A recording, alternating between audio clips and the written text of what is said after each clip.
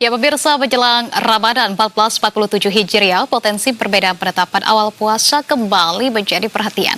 Perbedaan metode hisab dan ruqyat serta kriteria yang digunakan dalam menentukan hilal kerap memunculkan variasi tanggal mulai Ramadan. Lantas bagaimana sikap pengurus besar Nahdlatul Ulama melalui lembaga Falakiyah serta sejauh mana peluang terjadinya perbedaan penetapan awal untuk puasa di tahun ini. Dan untuk membahasnya lebih lanjut pemirsa, kita sudah terhubung bersama dengan Kepala Lembaga Falakiyah PBNU, sudah ada Kiai Haji Syiril Wafa. Pak Kiai, Assalamualaikum. Waalaikumsalam warahmatullahi wabarakatuh. Baik, terima kasih Pak Kiai sudah meluangkan waktu di Breaking News Berita 1 terkait dengan sidang isbat. Pak Kiai, mungkin yang pertama dapat disampaikan begitu ya, bahwa kita ketahui mungkin pada sore hari ini masyarakat ini tengah berkumpul, tengah menanti begitu terkait dengan penetapan 1 Ramadan. Di seluruh Indonesia ini tengah menantikan informasi tersebut. Tapi kita ketahui bahwa ada 2 metode yang digunakan di Indonesia yang berbeda begitu, baik itu dari hisab kemudian juga ruqyatul hilal begitu. Nah, mungkin dapat disampaikan sebetulnya bagaimana posisi kemudian juga metode yang digunakan PBNU untuk menentukan awal Ramadan di 1447 Hijriah tahun ini. Baik, terima kasih. Bismillahirrahmanirrahim.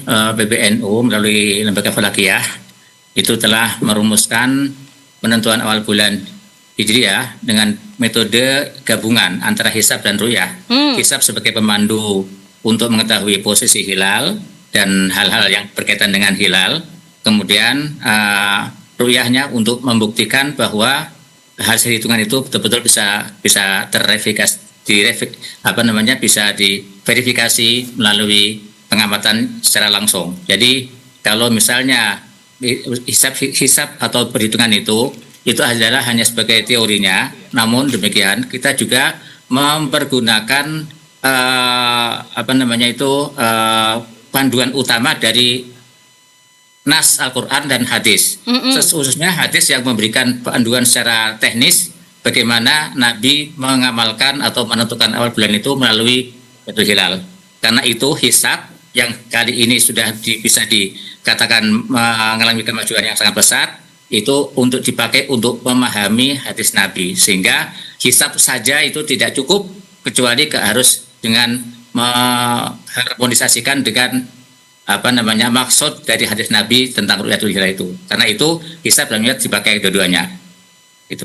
Oke, baik, dan itulah juga yang kemudian menjadikan ruqyat juga menjadi salah satu hal yang penting juga begitu ya dalam proses pemantauan hilal ataupun penentuan 1 Ramadan di tahun ini juga. Nah, Pak Kiai, tapi berdasarkan perhitungan awal ini kan terdapat potensi perbedaan penetapan dengan pemerintah atau ormas lain begitu ya. Sebetulnya apa sih Pak Kiai faktor utamanya yang kemudian menjadikan perbedaan ini, dan bagaimana juga dari masyarakat begitu ya seharusnya menyingkapi dari perbedaan ini? Sebetulnya yang terjadi ini mestinya kalau menggunakan tata cara atau metode yang sama sebagaimana yang dilakukan ormas-ormas pada tahun-tahun sebelumnya, maka tahun ini mestinya bisa sama semua. Karena posisi hilal pada saat maghrib dan nanti malam itu secara hisab di bawah ufuk, sehingga tidak mungkin bisa dilihat. Nah, kalau ketentuannya kalau di bawah ufuk tak terlihat, maka pilihannya adalah bulan Sya'ban digenapkan menjadi 30 hari atau istikmal. Nah, karena itu awal bulan Ramadan mulai Kamis tanggal 19 Februari. Namun karena ada metode yang baru diperkenalkan ya, dengan mengusung ru'yatul hilal itu atau imkanur ru'yah, kemungkinan bisa ru'yahnya itu bukan hanya di Indonesia, hanya di mana saja ada, maka kemudian ini yang menjadikan tatanan-tatanan yang selama ini kita pakai jadi ada perbedaan.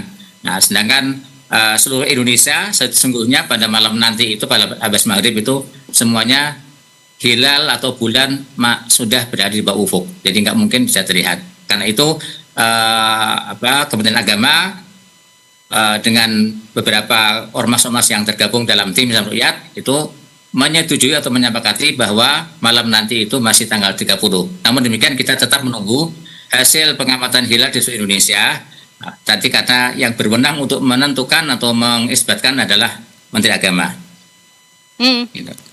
Baik, Baik, nah Pak Kiai, ini seringkali begitu ya masyarakat mendengar kalau kita menggunakan istilah masyarakat hilal tidak terlihat karena cuaca. Bahkan tadi kita sempat melakukan pemantauan di sejumlah lokasi begitu yang ada di lapangan dari rekan-rekan jurnalis Berita Satu, dan di sejumlah lokasi pun ini terpantau bahwa cuaca pun juga mendung, bahkan sebagian juga hujan begitu. Padahal mungkin kalau secara bahasa masyarakat yang disebutkan hilal tidak terlihat karena cuaca, mungkin posisinya ini sudah memenuhi syarat. Nah, pertanyaannya, faktor apa saja yang kemudian menentukan bahwa hilal ini bisa terlihat? Apakah mungkin hanya dari ketinggian atau mungkin ada faktor lain karena cuaca itu memang sangat mendominasi begitu ya, atau bahkan ketebalan dari cahaya yang dimunculkan atau mungkin dari awan yang menutupinya, hal-hal tersebut juga ini sangat berpengaruh kah, Pak Kiai?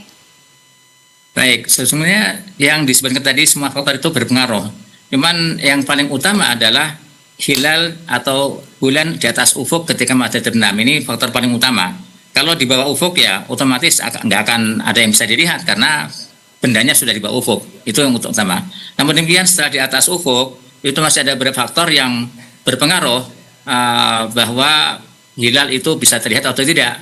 Antara lain adalah elongasi. Jadi jarak sudut antara posisi hilal di atas ufuk dengan matahari terbenam, itu posisi sudutnya itu berapa. Itu kalau pas di atas matahari ini cenderung akan sulit untuk dilihat. Semakin jauh maka itu kemungkinan bisa terlihat. Selain itu juga masalah cuaca ini ya merupakan faktor yang keniscayaan. Kalau mendung bagaimana bisa dilihat gitu. Yeah. Terus kemudian mengenai ketebalan sinar atau ketebalan ya sinar hilal itu semakin tipis semakin sulit. Nah, ini juga faktor. Maka karena itu ada kesepakatan yang sudah diolah sedemikian rupa melalui negara-negara Mabim. Kriteria yang diriskan banyak itu kemudian disederhanakan menjadi dua kriteria yang sangat dominan, yakni tinggi hilal minimal 3 derajat, elongasi minimal 6,4 derajat. Nah, ini yang kemudian disepakati di tingkat negara Mabim untuk mengetahui bahwa pada posisi semacam itu hilal kemungkinan bisa diru'yah. Walaupun kenyataannya nanti belum tentu, tapi itu menjadi panduan untuk membuat kalender. Baik, terakhir Pak Kiai, sebetulnya gimana sih Lembaga Falakia untuk kemudian melihat perkembangan kriteria Imkanur Ruqyat regional ya? Ini apakah masih relevan saat ini atau mungkin kalau menurut PBNU ini perlu ada evaluasi kah?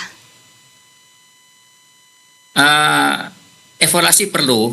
Sebelumnya, sebelum tahun 2021, itu kan kriterianya hanya 2 derajat ketinggian, elongasi 3 derajat, kemudian jarak antara konjungsi atau istimewa sampai maghrib itu 8 jam.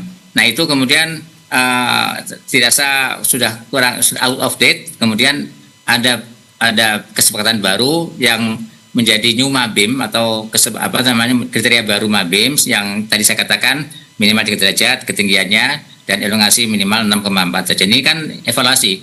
Ini semuanya adalah hasil ijtihad ya, hasil penelitian. Nah, kalau suatu saat yang semacam ini kurang kurang efektif, ya mungkin nanti akan kita evaluasi. Ini masalah yang berkembang ini. Kita terbuka untuk dievaluasi. Tapi sampai saat ini kita baru umur 5 tahun dari 2021 sampai 2026 ini. Ya, ini masih kita pertahankan.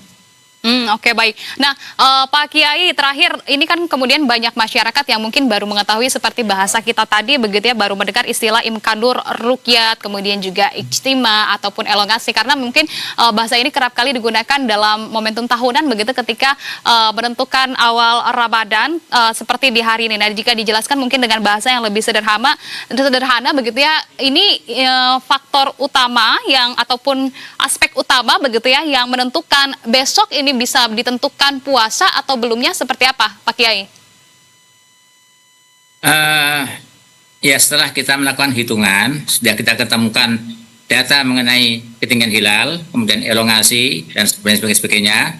Kemudian nanti itu kita ukur menggunakan ada observasi melalui Betul, adalah observasi hilal ya. Imkanur Ruqyat itu adalah batas visibilitas hilal yang memungkinkan dalam pengalaman itu dalam kondisi semacam ini, ketinggian atau elongasi semacam ini itu biasanya terlihat. Nah, Cuman nanti dalam perkembangannya kita akan menunggu hasil Ru'yatul Hilal di seluruh Indonesia. Nanti setiap bulan awal Syawal, awal Ramadan, awal Dzulhijjah itu sedemikian rupa, sehingga nanti hasil dari Ru'yatul Hilal di seluruh Indonesia itu nanti kemudian diumumkan atau dilaporkan ke Kementerian Agama. Nanti kemudian dari Kementerian Agama ini diolah, dimusyawarahkan melalui sidang isbat. Nanti apapun yang terjadi, sidang isbat itu yang akan mengambil sikap, akan mengambil keputusan hasil musyawarah tadi itu. Oke, baik. Tentu akan kita kawal terus begitu ya sampai dengan malam nanti sehabis maghrib, ba'da maghrib begitu ini akan dilakukan sidang isbat yang dilakukan oleh pemerintah, dalam hal ini adalah Kementerian Agama dan juga sejumlah pihak. Akan seperti apa? Apakah akan ditetapkan esok atau pada tanggal 19? Terima kasih atas informasi yang sudah dibagikan Kiai Syiril Wafa, Kepala Lembaga Falakiyah PBNU. Salam sehat selalu. Assalamualaikum. Waalaikumsalam.